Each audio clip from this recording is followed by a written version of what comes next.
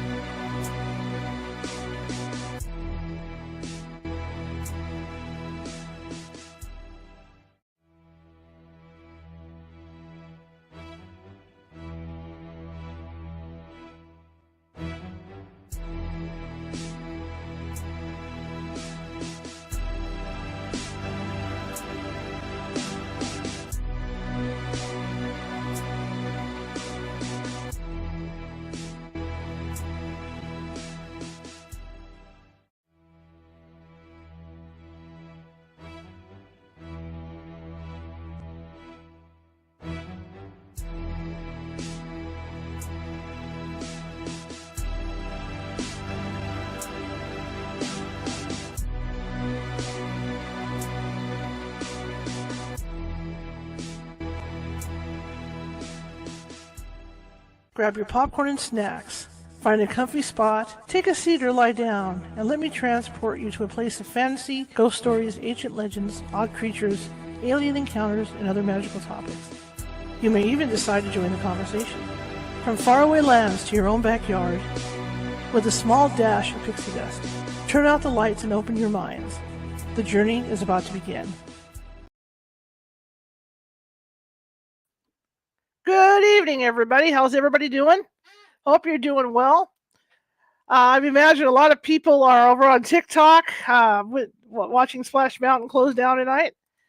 I'm sure there's a lot of people observing that. I was earlier today. It's just one of those things that's happening, and it goes back, 1989. That goes back to when I was just out of high school, and I remember going on that and how funny it was, my friends and I, because I was one of these people that would sit in the front, and I would lean down forward every time we came down the 5-story drop, so everybody behind me got the water. So unless it was a friend of mine, I was pissing everybody off on the ride. It was pretty funny, So that goes down near and dear to my heart. I didn't get a chance to ride in February when I was there, but yeah, it's something near and dear to my heart. So it's kind of pulling on the heartstrings today.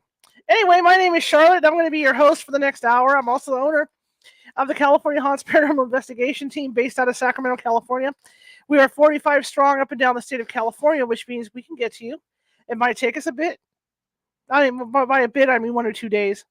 Because California is a huge state. People don't realize how big California is. But in the meantime, we do have mediums and psychics on staff who can call you and talk to you about what you think is going on in the home or the office, and they can go ahead and calm things down for you if there is stuff going on. It only takes us like 1 or 2 days to get to you. Okay. Anyway, so that's the option. If you want to find us, you can find us here you can find us on Facebook under California Haunts. You can find us over at Twitter at Cal Haunts. You can find us over at TikTok under California Haunts. You can find us at Twitch under Cal Haunts, and you can find us at Instagram under Ghosty Gal, all lowercase. Okay, and that's a good way to contact us. Everything's public, so you can get a hold of me right away.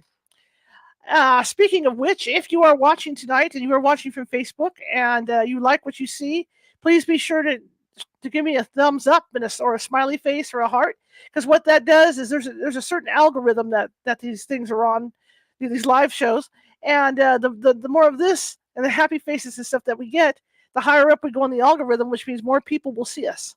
Okay, it reaches out to more people. So I'd appreciate if you could do that. Also, if you like what you see tonight and you haven't done so already, hit that follow button, because we're doing shows Sunday through Friday, and we've got different topics every night. In fact, Sunday, I read from a paranormal themed book, so you can relax and eat your dinner and do whatever and just unwind into your Monday.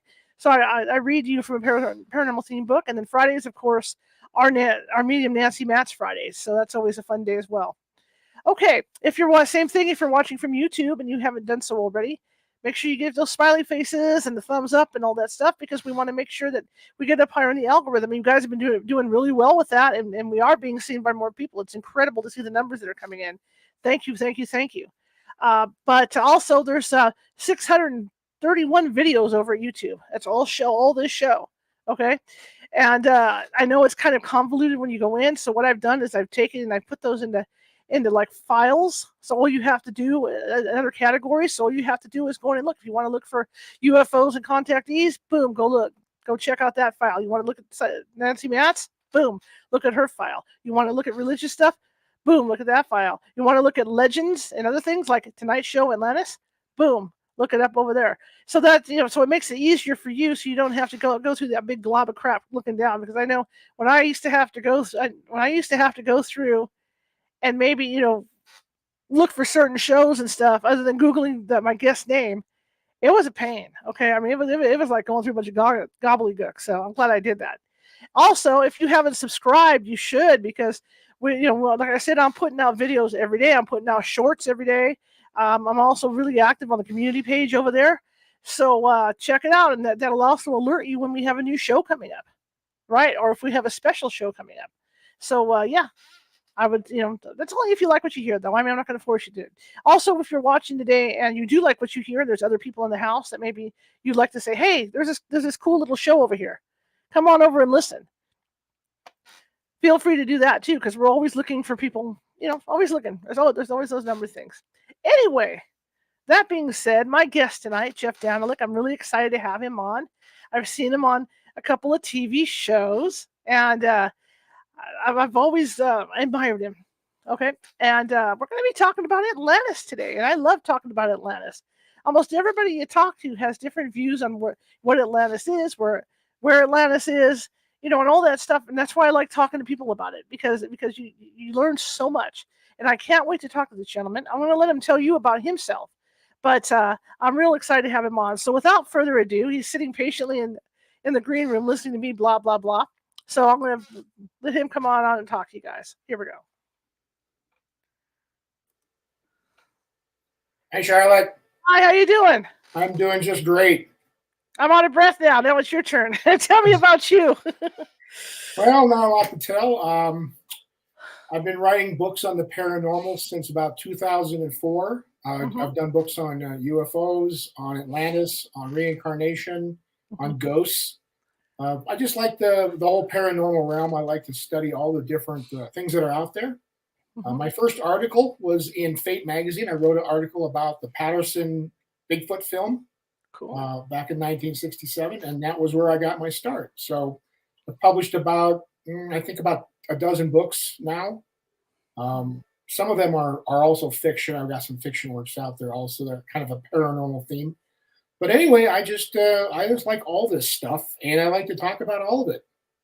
Fantastic. And you've been on TV, right? Talking about this stuff. Well, I was on Ancient Aliens one time talking about the Old West and ancient aliens. And so that was my first foray into the medium. But I'm told I have the face for radio, so I might just stick with that. See, me too. See it? It's amazing. When I made the switch to this 3 years ago, I was like, I don't know if this is going to work, because I'm just not, I was on Blog Talk for years. Let me ask you, now that you mentioned that, about the Patterson film. What did you think about the Patterson film?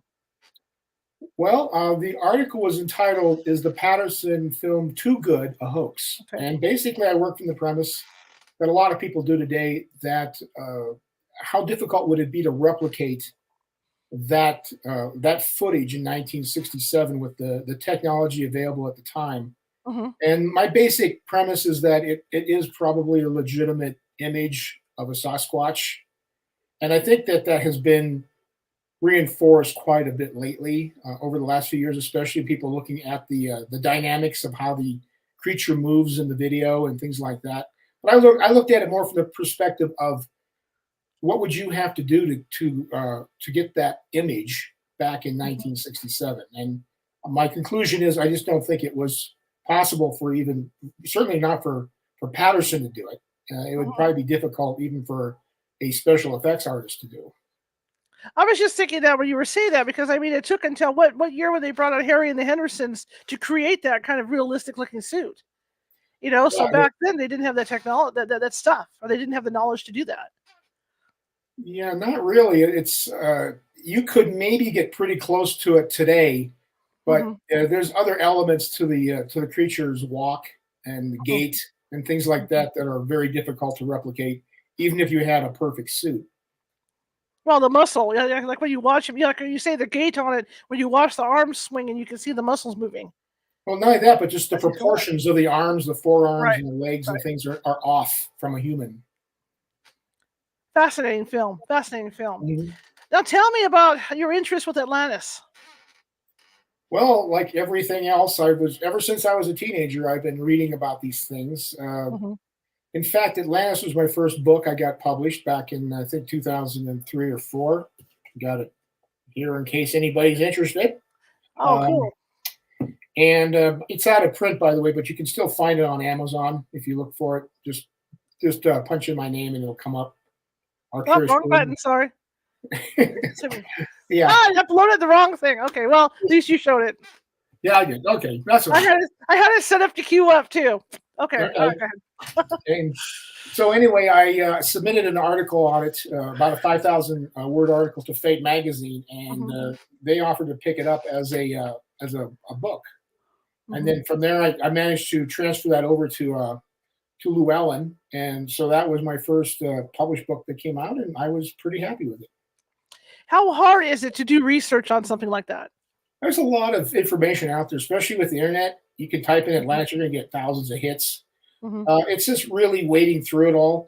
The basic premise has been around for a long time, so there's not a lot of new stuff out there. I wanted to have a book that looked at a little bit different angle than just that Atlantis was in the Atlantic Ocean during the time of Plato. I was trying to think about not just Atlantis itself, but seeing it as a metaphor Hmm. for something more than just a single place. Maybe more like a metaphor for a time period in history that has been lost to us, that he was looking at. And so that's where I approach it from, not as the traditional Atlantis, but Hmm. as a different place. And I can go into detail in a minute about where I think it was and what I think it was. Absolutely. Let's start that way and get rolling with it. Okay. Well, first of all, we know that the civilization is quite a bit older than we have previously imagined. We imagined life started, civilization began in Mesopotamia around 7,000 BC. But since then, of course, they've made discoveries that predate that by thousands of years. I'm thinking of Göbekli Tepe, the city they found in Turkey a few years ago. Hmm. That is maybe as old as 12,000 BC, 13,000 BC. So, and this was a fairly sophisticated city. So my thought process was, if that's the case, then maybe civilization has emerged in the past, Hmm. much further back than we imagine, and has been subsequently destroyed or washed away. In my book, I go into a great deal of detail about how long things last, from metal to concrete.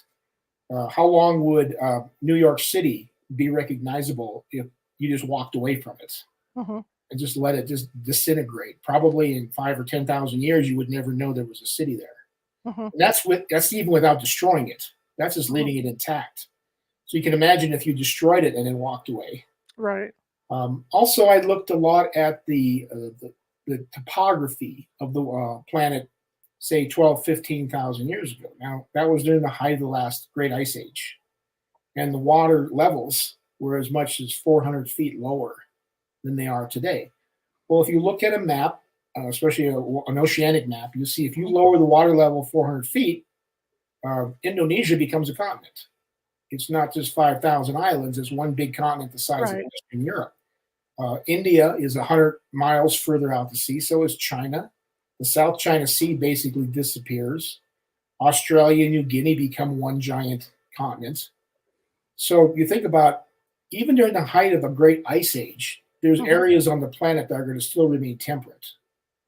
And that would be the area that you would imagine would be above water. It would be along the equator, so it's not affected by the cold. Hmm. That would be where, if you had a civilization emerge, that's where it would probably come out of, just because everything is in its favor: the temperature, the climate, the fertile soil, everything. Then the question is, what happened to it? Right. Obviously, when the ice melted and the water levels rose, most of that, assuming it wasn't completely destroyed, Hmm. disappeared under the water. Hmm. And nothing will destroy things quicker than than seawater, Hmm. any kind of remnants. Um, so that was basically my premise: is that we were talking about a civilization that emerged probably during the ice age in these temperate regions of the equator.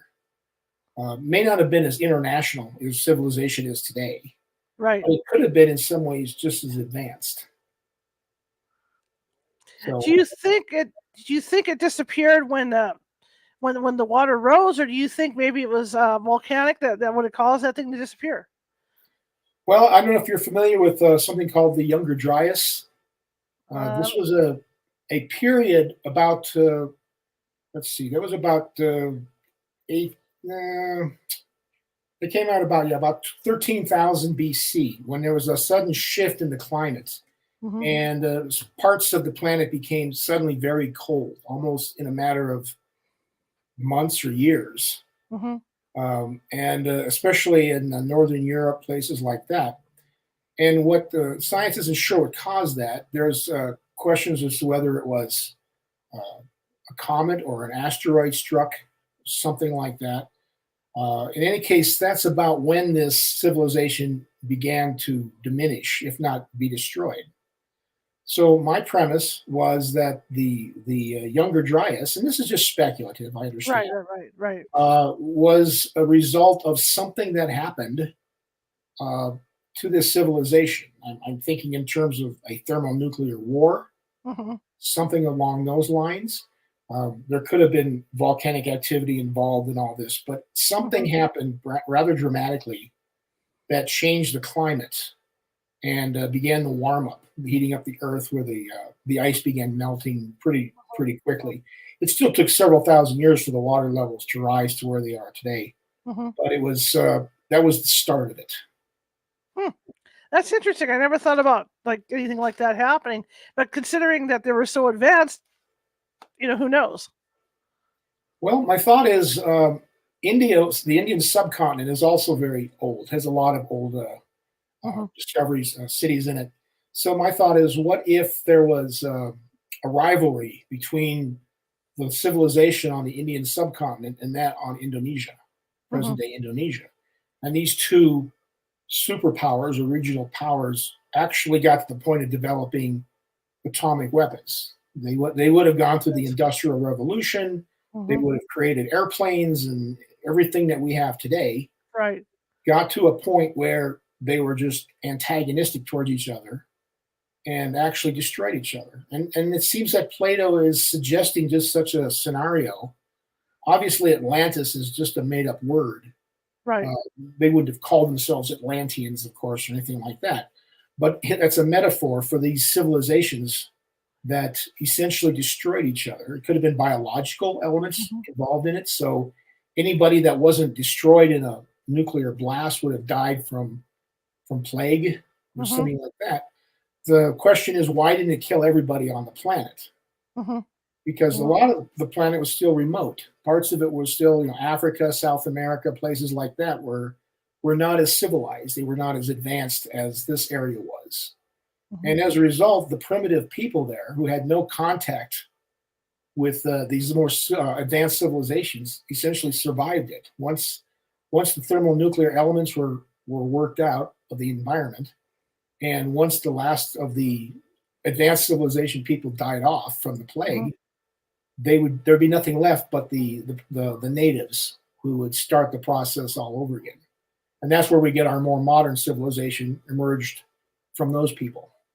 In a way, it kind of makes sense because, like, we'll talk about, I'm going to stretch a little bit here, but when you talk about some of the reports from contactees that are coming back off the UFO, the alien ships, they talk about how the aliens are watching us because they're afraid for us over our nuclear power that we have. So maybe this stuff has happened before. Well, if you are knowledgeable about the Vedas, these are the ancient writings of India. They discuss these sky ships and these wars that were taking place in the atmosphere between, well, they call them the gods, obviously, because any advanced technology would appear godlike Hmm. to primitive people. And it describes these massive ships, these massive battles that destroy each other, and that may have been alluding to this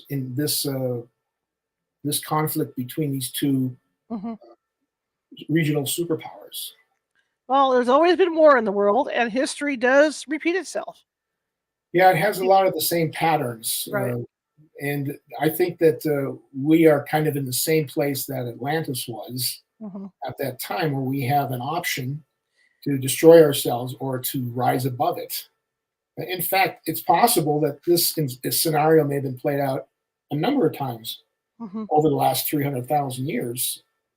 Because I figure if we've been on this planet for 300,000 years and it didn't occur to us to start civilizing ourselves until 250,000 years later, Hmm.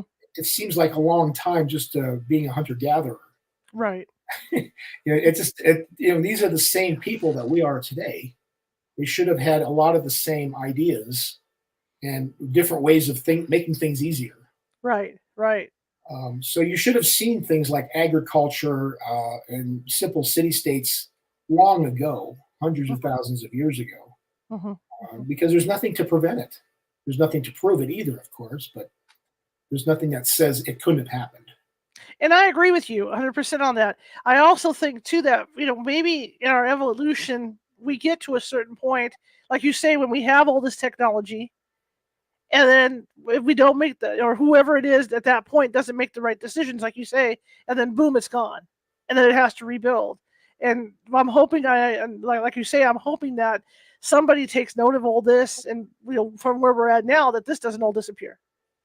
Well, I think there's also a spiritual component to it. It seems like as a civilization becomes more advanced, hopefully at some point it also begins to evolve spiritually, morally, ethically. And if it gets to a point where it finally sees the madness of war and turns from it, and I think we're at that tipping point right now. We could go either way. I suspect that I'm somewhat of an optimist. I think we may have passed through the most dangerous period.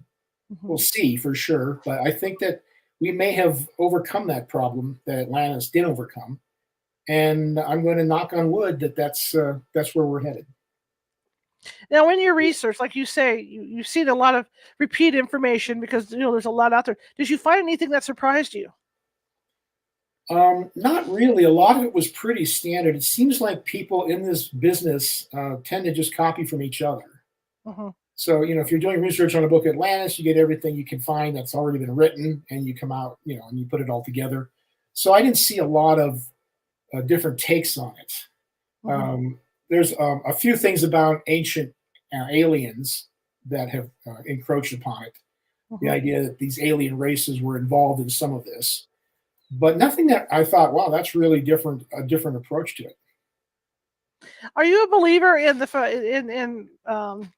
like Chariots of the Gods kind of thing? Where you think the aliens were helping these civilizations?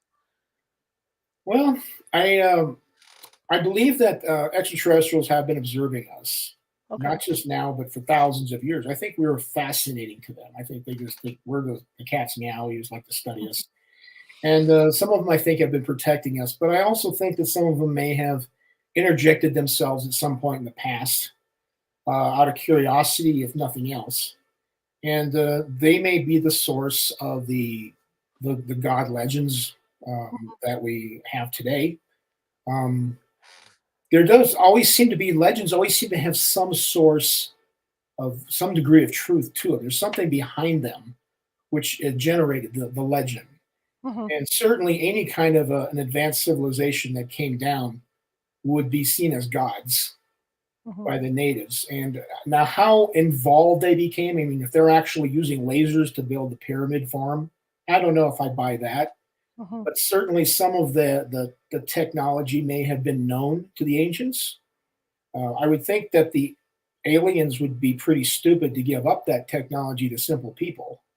They might have used it and let them see and use it, but that's not the same as giving it to us and saying, here's your own laser, go for it. Why do you think people are so fascinated with Atlantis? I don't know. I think a lot of it has to do with the parallels to our own culture and times and society. If there really was this ancient civilization that destroyed itself, I think a lot of people want to know, did that really happen, first of all? And is it possible that it's going to happen again? Or can we circumvent it? I think there's always a fascination with our past, where we came from. And look at, everybody's trying to find out their heritage, their ancestry. And that's a big deal right now. You can give somebody some spit and they tell you where you were from. And so we have a fascination with our past. It's kind of the story of us. And I think a lot of people realize that the story of us is still being written. We're still finding out new things all the time. And that's what is so intriguing, is if there's a Göbekli Tepe, then there's other places out there. And we just want to know what it is. And if Atlantis is part of that, we want to know. What's your fascination with it? Oh, I'm basically what I just said. I am also fascinated with the past. I'm a student of history, even recent history. I just like to know what things were like. I like to imagine how things could have evolved more than once. The idea that someone invented the airplane 15,000 years ago, and then that technology was forgotten and then reinvented.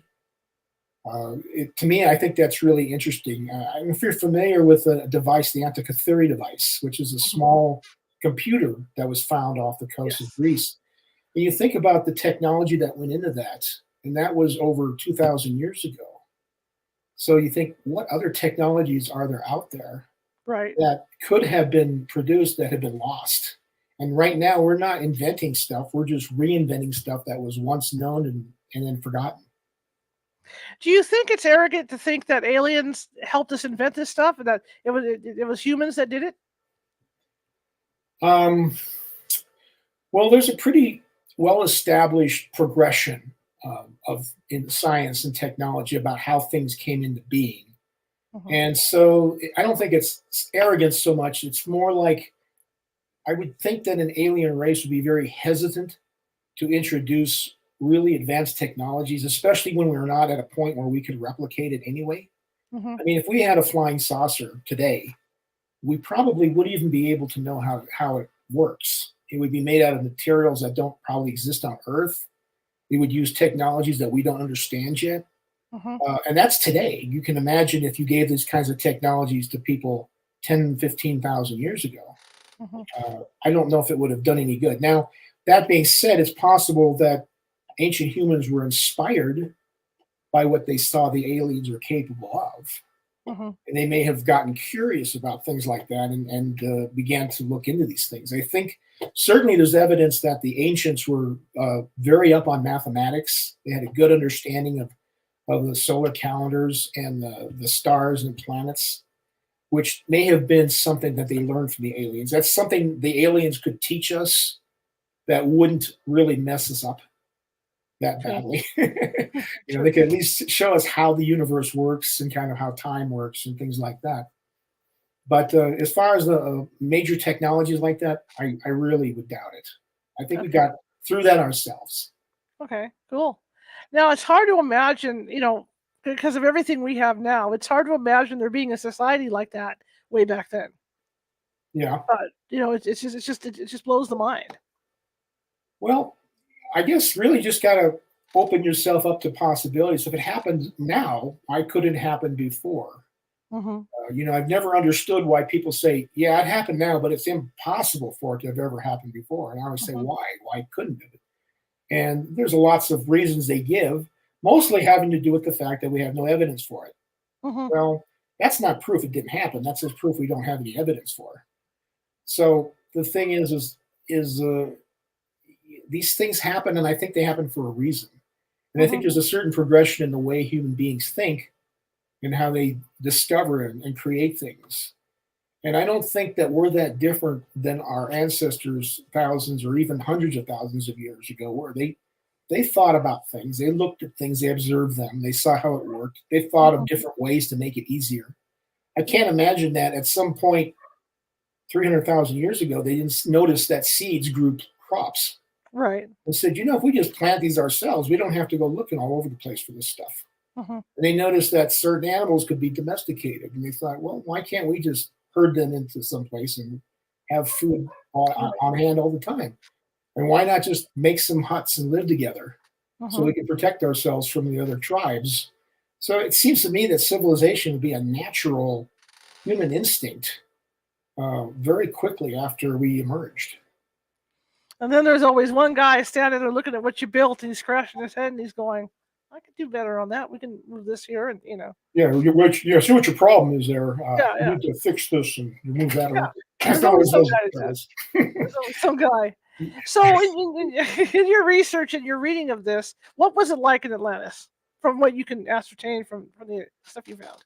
Well, I believe it was very similar to what we see today. I think they had cities. I think they had skyscrapers. They had computers. I think they had all of the things that we had today. And I don't think it would be remarkably dissimilar. Now, the diet might have been fairly different. There might have been certain fruits and vegetables and foods that we wouldn't have been aware of. Mhm. Obviously, a lot of different languages, a lot of different races would have intermixed.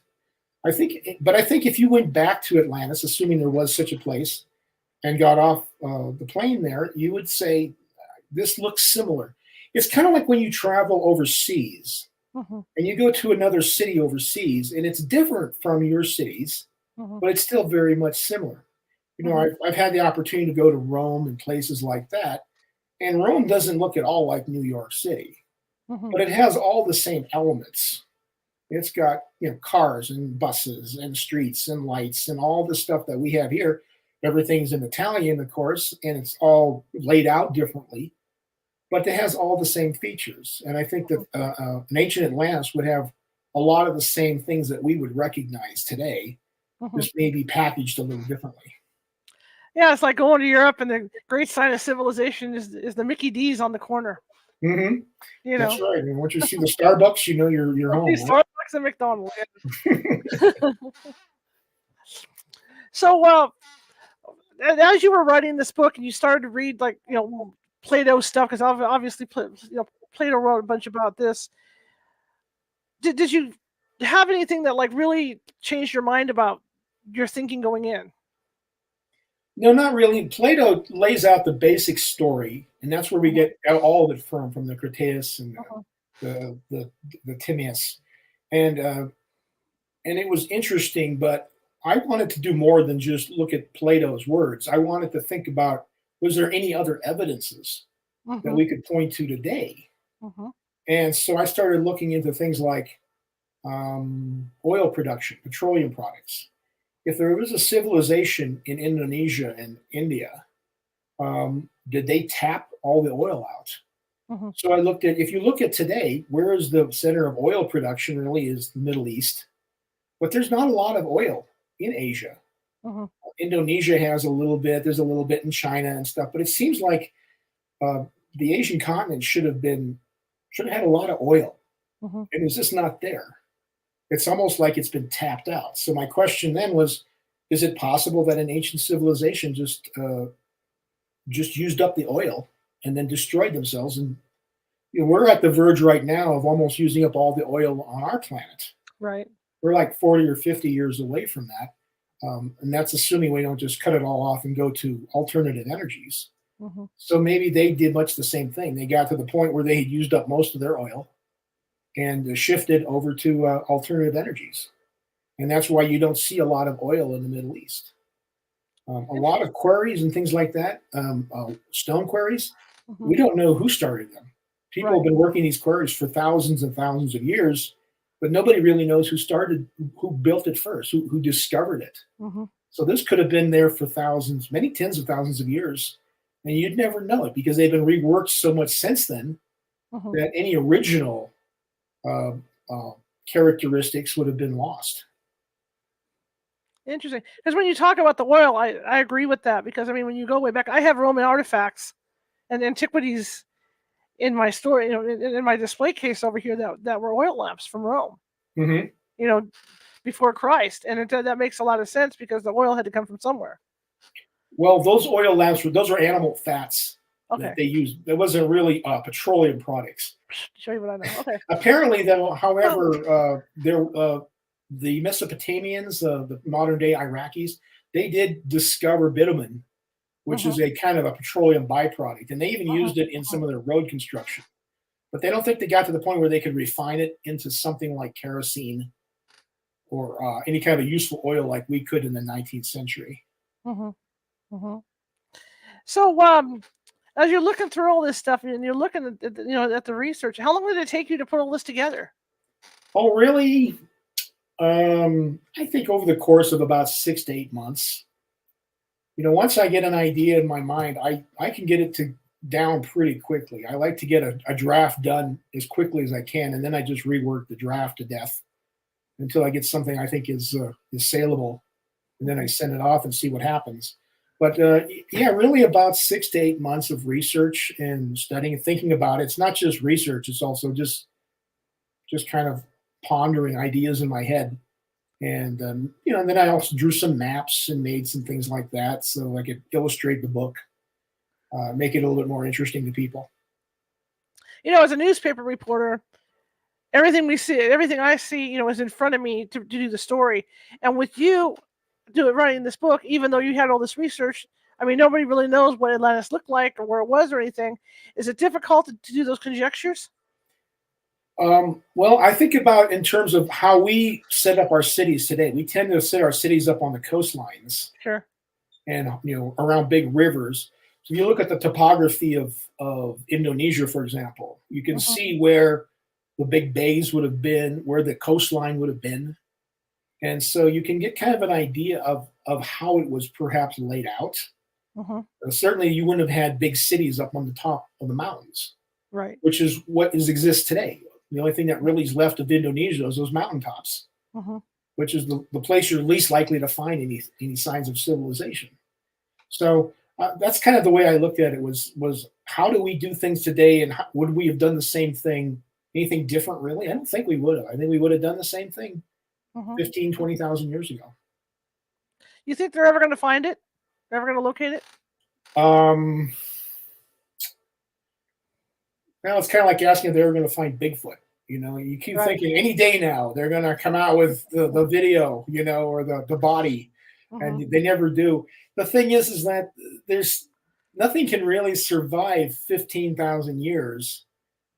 Diamonds and things like that maybe could, Hmm. but even the hardest tungsten steels and things like that don't have that kind of a lifespan.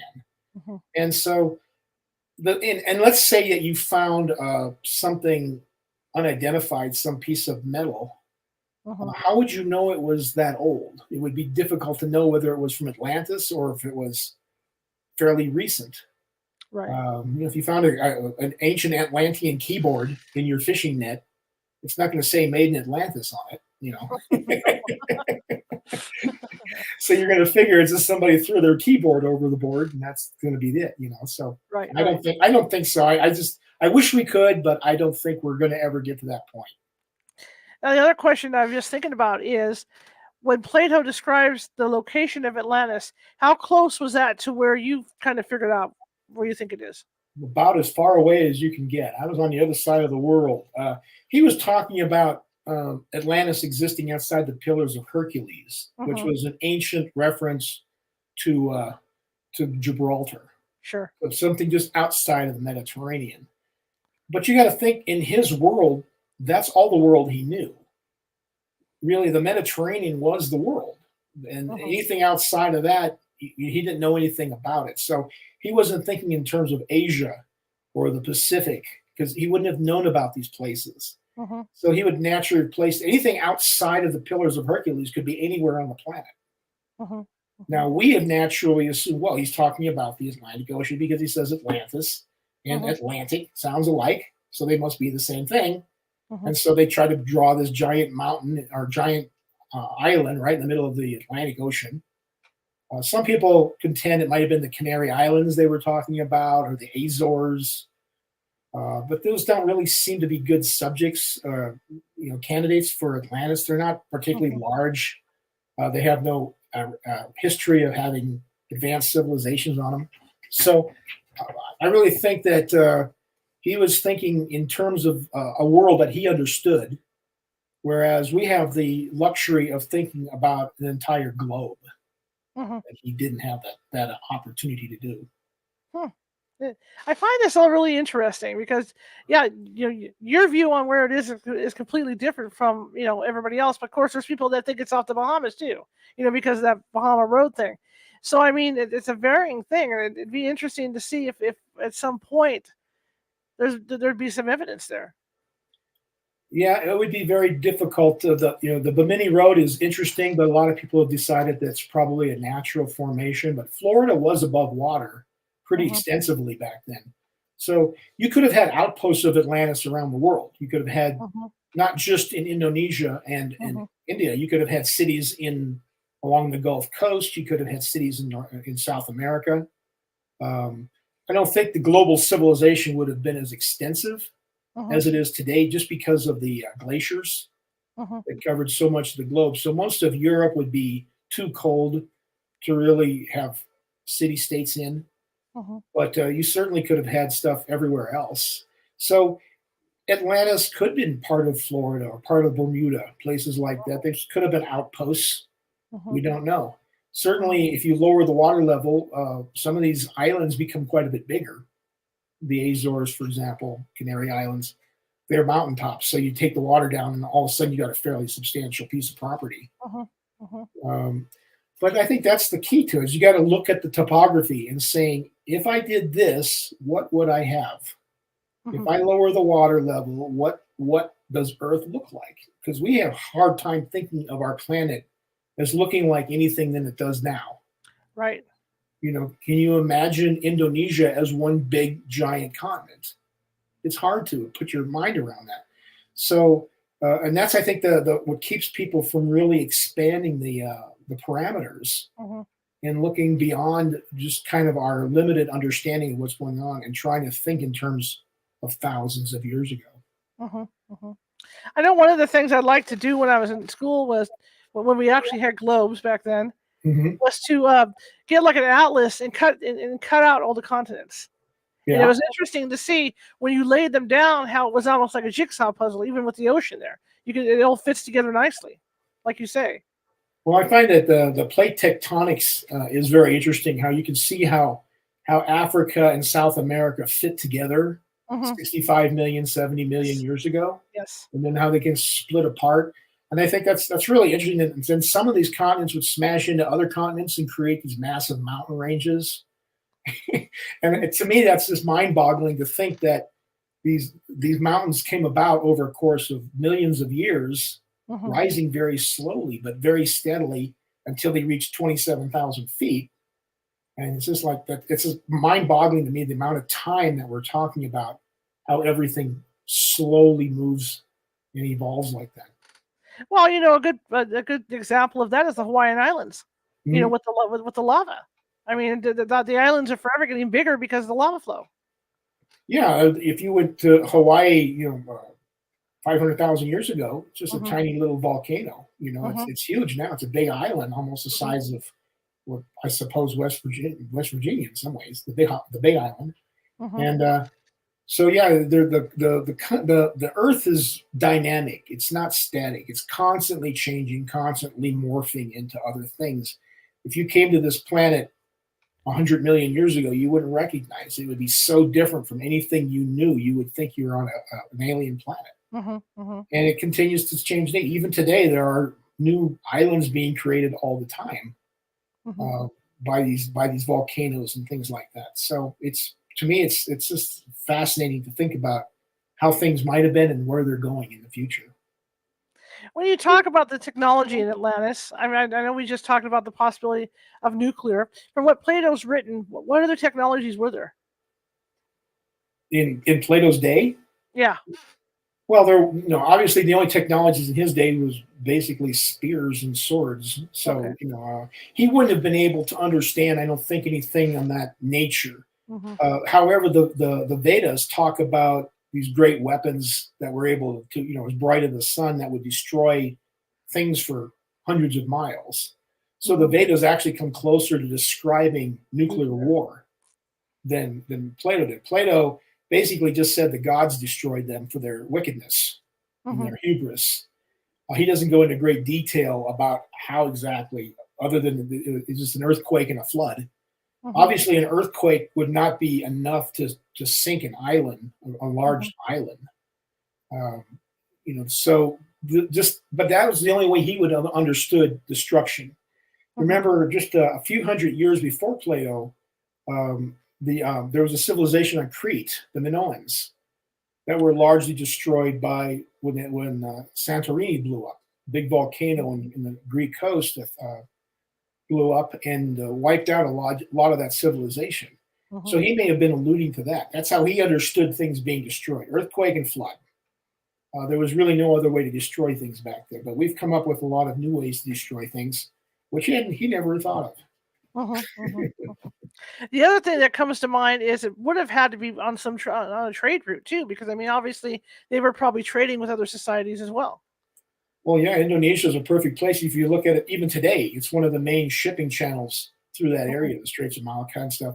So, yeah, there would have been a tremendous amount of trade going through that area, all the way from Australia, all the way to the Horn of Africa. Would have been really the big center of industry, finances, economies, military might. All of that would have been right along that area. When you think about the history, and you go back and look at all this, how hard it is to imagine. I mean, one of us going back in time, like you say, we probably wouldn't recognize the area. Right. Yeah. I mean, it's the same as like when you like we were talking about earlier, traveling to other countries. Right. There are places you could go on this planet today that are so alien to anything that we know that you'd have trouble imagining you're still on Earth. Mm-hmm. Mm-hmm. I don't travel a lot. I did when I was in the service, but I haven't traveled a lot over the years. But I know that there's places I've been to that were very similar, Mm-hmm. very familiar to me. But there have also been places that I thought I can't imagine anybody who lives here Mm-hmm. or how they can survive in this environment. Mm-hmm. It's just so far removed from anything I'm aware of, and it's just to me the world is such a living, breathing thing um, that if there wasn't an Atlantis, I would be surprised. Do you think that, because like us, we got our nuclear stuff here? Do you think that there was anybody there that could have foretold or foreshadowed that it was going to all disappear? Well, I don't know if they would have seen the extent of the ocean rise and things like that. Uh huh. But just like today, there are people who are warning us that we're at 1 minute before midnight. They've got that clock that the scientists set every year. So we've been like 1 minute to midnight every day for like all my life. And there's probably people who are warning about that. Now, it would be hard to foresee something like the younger Dryas. Mm-hmm. So they may have warned each other about the threat that their technology posed, but they would not have probably seen the extent of the destruction. Just as I think we wouldn't either. Mm-hmm. If we had a big nuclear war, we could probably see the immediate effects, but the long term effects would be hard to really envision. Mm-hmm. Mm-hmm. Hundreds of years down the road. And religion, were you able to do any research on the possible religion that they had at all?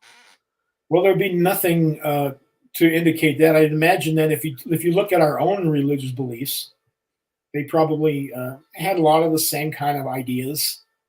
Um, I would think some of the Eastern concepts were probably pretty prevalent back then, but they may have had their own sort of westernized type of religious ideas too. Monotheism Mm-hmm. probably was. Maybe there was even a religious tension between these two superpowers, and that was a part of it. Just as we have the tensions with the Muslim world, Mm-hmm. even though we both share a common ancestry in both Christianity and Islam, share a common ancestry. So who knows? Absolutely. Tell me about your interest in ghost hunting. And I know you were on another show talking about ghost hunting, the science of ghost hunting. Tell me about that a little bit. Well, I'm not one of those guys who will stay up all night looking for ghosts in a house, but I Okay. like to watch people who do that and see what they're doing and how they're doing it. Mm-hmm. So, one of the books I wrote was The Case for Ghosts, in which I talk about the technologies that ghost hunters use. I really want to make a primer for people who are interested in the subject but aren't completely committed to it yet, Mm-hmm. and just kind of how it works, what a ghost might be, Mm-hmm. how a ghost might function in the paranormal realm like that. So I'm one of those guys who I don't do any of this stuff myself, but I Right. like to hang around people who do and write about it. And looking at your studies with that, what do you think about the equipment that we as ghost hunters use? Oh, I think it's remarkably sophisticated. It's getting more sophisticated all the time. Some of it is I'm not even sure how it works, like the little laser beams and things like that that they shoot around, and it's supposed to detect movement. When I wrote the book, they were still basically just talking about infrared cameras and EVPs and things like that. But now, since then, it's gotten even more sophisticated. I wouldn't be a bit surprised at some point if we didn't get to the technological level where we could actually detect these entities. There's a gentleman, Dr. Gary Schwartz, out of you probably heard of him. He's been working with entities in a scientific setting Mhm. using triple blind studies and having a lot of really interesting results using just photon detection and things like that. So I really believe that of all of the mysteries out there, I think the one that is most likely to be demonstrated as authentic in the next 20, 30 years is probably the supernatural. Because I think that it's just a matter of developing the technologies that can pierce that veil. Mhm. In the same way we've been able to figure out how to hear frequencies that we can't hear or things like that. It's just a matter of expanding our sensitivity to being able to detect these entities on a regular basis. Have you been out with investigators where you've heard something or seen anything? I was on the Queen Mary for a conference one time, which was a lot of fun. I got to talk about my Mhm. book and stuff and meet the ghost hunters and all these people. And I didn't see anything on the ghost hunts because you Mhm. got 30 people, you jam them into a room, and I don't think much is going to happen. I just, Right. Right. but when I was walking back to my stateroom after a lecture, probably 11, 12 o'clock at night, I could see this thing in the hallway. The hallways on Queen Mary are just they go on forever. They're hundreds of Right. feet long, and there's just little side alleys to them to go to each room. And I saw what looked like a gray mop. You know the mop heads that are Mhm. really dirty.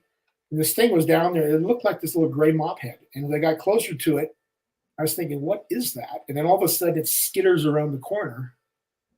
And when I got to that passageway, I looked down there, and it was a dead end. There was nothing down there, but there were Wow. stateroom doors. So I didn't know what that was, and I was still curious. I would love to have paid closer attention. Mhm.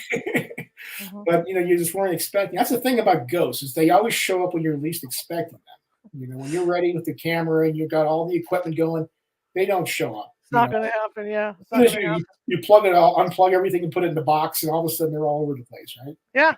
It's like they know, they know that power comes on.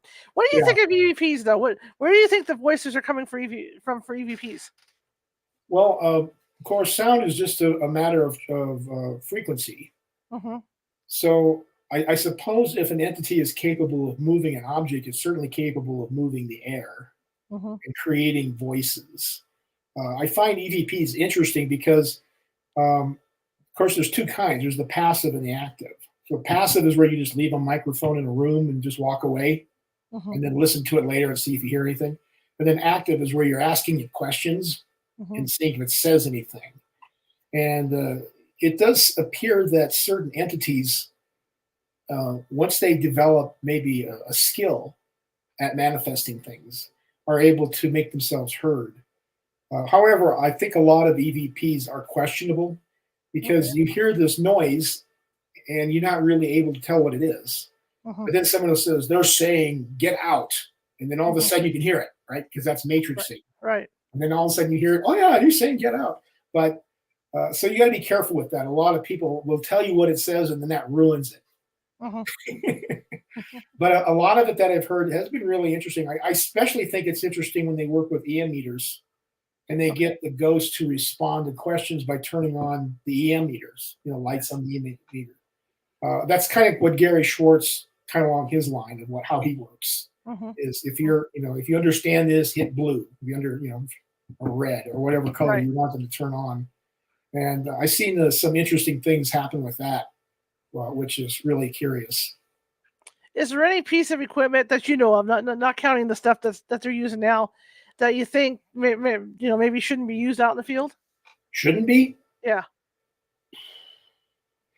I'm not completely convinced that there's a kind of a box that makes what do they call it, a spirit box, where it Mhm. has static electricity or just static noise, and you can kind of hear things Yeah. on it.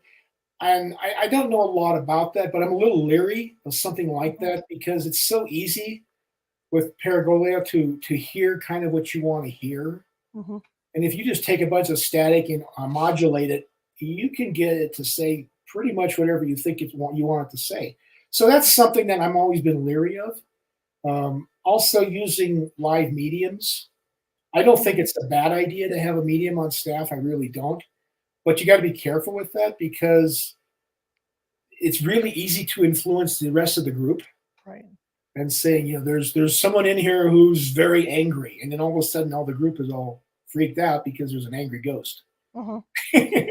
you know, so but those are the two things I'm most cautious about. The one that I have an issue with, and I know people will argue with me over this, is the one is the boxes that scan the radio frequencies. I have a Yeah, thing about that because I mean, if you're in a big city like Los Angeles, imagine how many how many frequencies there are out there, and if it scans enough, you can piece stuff together with it.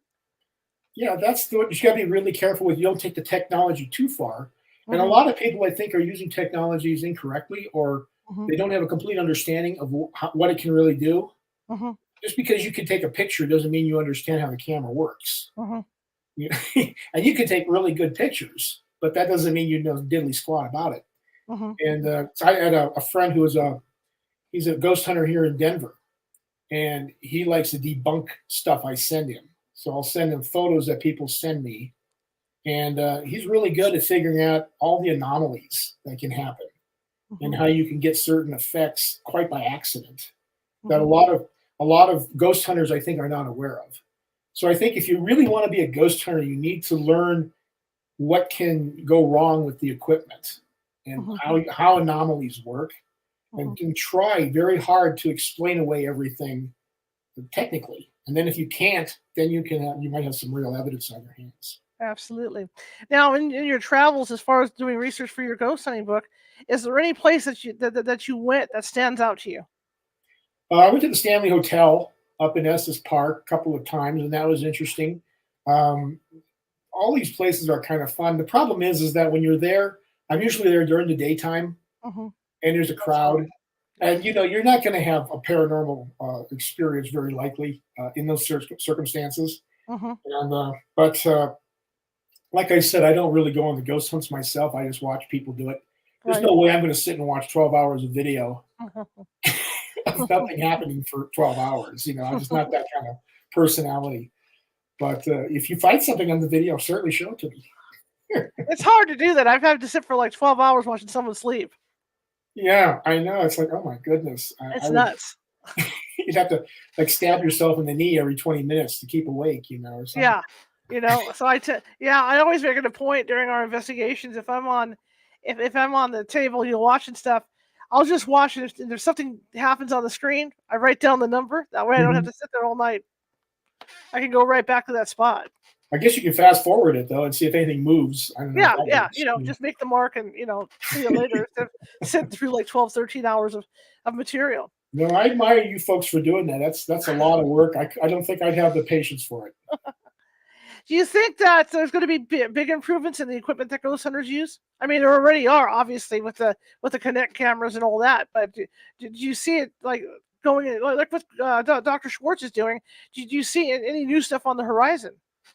Well, I don't keep up on the technology as much as I should, but I wouldn't Mhm. be a bit surprised if there's all kinds of things out there that people are working on. Uh, it's just a question of the thing is you don't really know what you're looking for.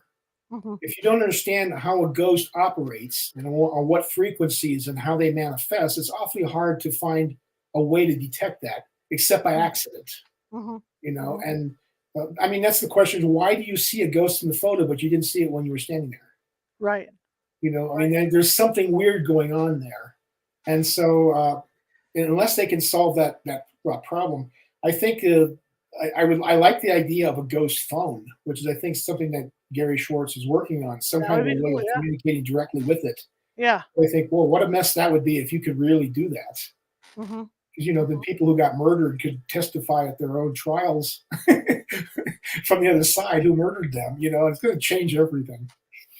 The other thing that I find interesting about the equipment that I use and other ghost hunters use is that all this equipment, except for maybe a few items that have been built by Bill Chappell, Hmm. that stuff. The majority of it's used for other stuff. I mean, it's used for regular common stuff. Like a lot of these thermometers that we use are used for cooking and air conditioning. Hmm. I just find it so interesting. Yeah, you need to make a ghostometer. Yeah. So just point and shoot, and it just shows you where the ghosts are. That'd be great. Hmm. Hmm. That'd be nice. It'd be really Mhm. nice. Well, it's just like the EMF meters; those are used all the time by electricians. So I mean, it's like common. That's why I think it's funny when this stuff is marketed for ghost hunting because it's just a common everyday item. Yeah, that's the way to mark it up. Yeah, absolutely. And believe me, if it shows up on Ghost Hunters or one of those shows, boom. It happened to me. You use the technologies you got available to you, and Yeah. that's always been the case. Whether you're looking for Bigfoot or you're looking for a ghost, Right. No one's going to make a Bigfoot hunter machine. It's just not going to happen. What's next for you? Well, I'm still working on some other books right now. I'm working on a book of the great big book of firsts. Who was the first to climb Everest? Who was the first to sail across the Atlantic Ocean? Who was a book of all the firsts that's happened in history? Because, like I said, I'm a history guy, and I like all that kind of stuff. So that's what I'm working on right now. Fantastic. This was a great hour. It went by really fast. I really appreciate you coming on. I really enjoyed it. I'd love to get you back on again sometime because you have all those books written. There's topics we can just yank out of the sky, and That's awesome. Right. I can talk at great length about things I know very little about with no problem. So yeah, I'd love to get you back on sometime. But I really appreciate you coming on. Oh, thanks a lot, Shaw. It's been a lot of fun. I appreciate it too. All right. Well, you have a good rest of your... Oh, is there a website for people to reach you at? I forget. Oh, curiousworld.com. Also, I got ghost pictures on there, so go there and look for the ghost pictures. Go check that out. Go check the ghost pictures. All right, sir. Well, thank you so much for coming on. I appreciate it. Thank you very much. You have a great rest of your evening. You too, dear. All right. Bye-bye. Bye. Okay, that was fascinating, and I'm a ghost hunter anyway, and Atlantis. Yeah, I could talk about Atlantis for hours, so that just absolutely interests me. Okay, tomorrow night, 6:30 p.m., we're shifting gears. Donald Jeffries is going to be with us, and we're going to be talking about something that I grew up listening to. Is Paul McCartney dead? Okay, because there was a rumor back in the late 60s, early 70s that Paul McCartney had died and was replaced by a lookalike with the Beatles. And so this gentleman, Donald Jeffries, is going to come on and talk about that rumor, how it got started. Is there possibly a stand-in for McCartney still, or what's going on with that? So he's going to be here at 6:30 p.m. Pacific tomorrow to talk about that. All right. If you like the show, share it with 5 people. If you hated the show, share it with 5 of your enemies. We are equal opportunity here at California Haunts Radio. We're just trying to get the word out, like I said earlier. And again, if you like the show and you were watching on Facebook, please hit me with a thumbs up and a happy face or something like that. Keep us up higher in the algorithm. Also, if you haven't done so already, tell people in your house about the show. Okay, spread that word, and follow us if you haven't done that. Same thing with YouTube. If you're watching this from YouTube and you like the show, give me some thumbs up, some smileys, whatever is a happy thing. And subscribe if you haven't done it, because we're looking for subscribers. We're trying to keep the subscriber numbers rising, and they've been doing really well, but you could always use more, right? More and more and more. The other thing I want to talk to you guys about is tomorrow.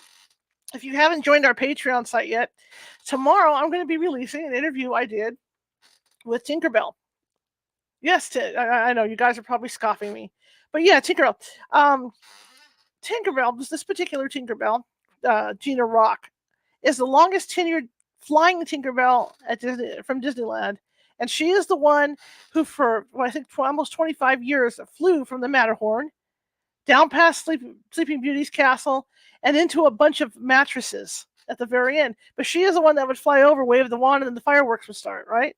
So she happened to come on to do a pre-recorded interview with me, and I think you're going to find it interesting because she has a very, very unique life. Her life before Tinkerbell, her life during Tinkerbell, and then we talk about what she's done after being Tinkerbell at Disneyland.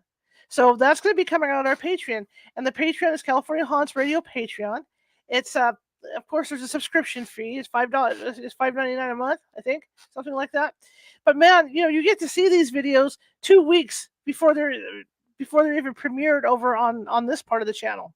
So that's one of the perks. The other perks is starting this week. In fact, Nancy Matz is going to come on for an extra hour of stuff off of this format over at the Patreon for a one-on-one, so you guys can ask her all kinds of questions, pick her brain about stuff. Maybe even get some readings. Right? So you guys can do that over there. It's more of a private place to do that stuff. And for the paid members, we're going to have different guests on. I might bring Mr. Danelek back over at the Patreon to do a live over there, and maybe there's questions that I didn't ask that you wanted to ask him, and that's your chance to be over there and ask him questions, right? So that's part of that. And then for the people that do subscribe, once we get to a certain subscription number, I'm going to go ahead and do giveaways. So I'm going to give away T-shirts. I'm going to give away coffee cups.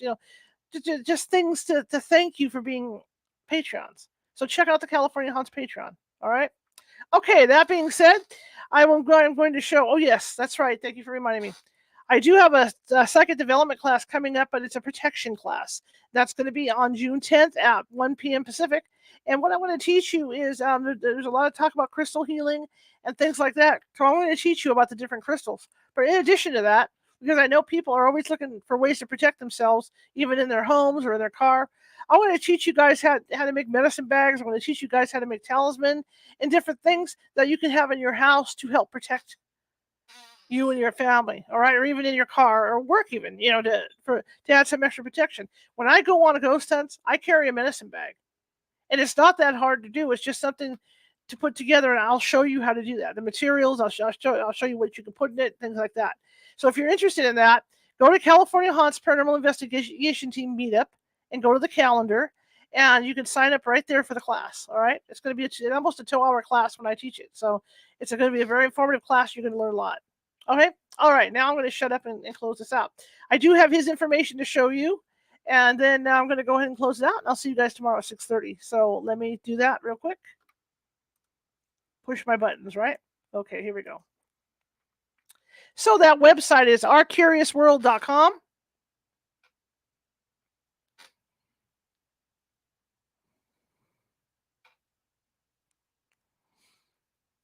And some of the books are The Case for Ghosts. And you've got the second one, but I can't read. It's too bad I can't read it. I'm blind, remember? It's a mystery of, okay. And there's Reconsidering Atlantis, a new look at prehistoric civilization. So we're talking about that. This is a book I wanted to show you guys during the show, but life happens. 2012, it's a book about 2012 and UFOs, The Great Debate. But he's also got a lot of books. And so, you know what? Here's your chance to check out his books. Check his website out. And his books roll over, of course, at Amazon. So there you have it. Okay. Anyway, I will see you guys tomorrow at 6:30 p.m. Pacific. Have a great rest of your evening.